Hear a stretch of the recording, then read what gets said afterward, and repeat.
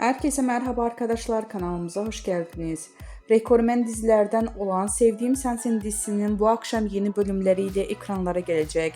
Evet arkadaşlar, biz de Sevdiğim Sensin dizisinin 4. bölümden yepyeni kareleri sizler için düzenledik ve video haline getirdik. Umarım sizler de bu videoları beğenip kanalımıza abone olursunuz. İyi seyirler, hoşça kalın.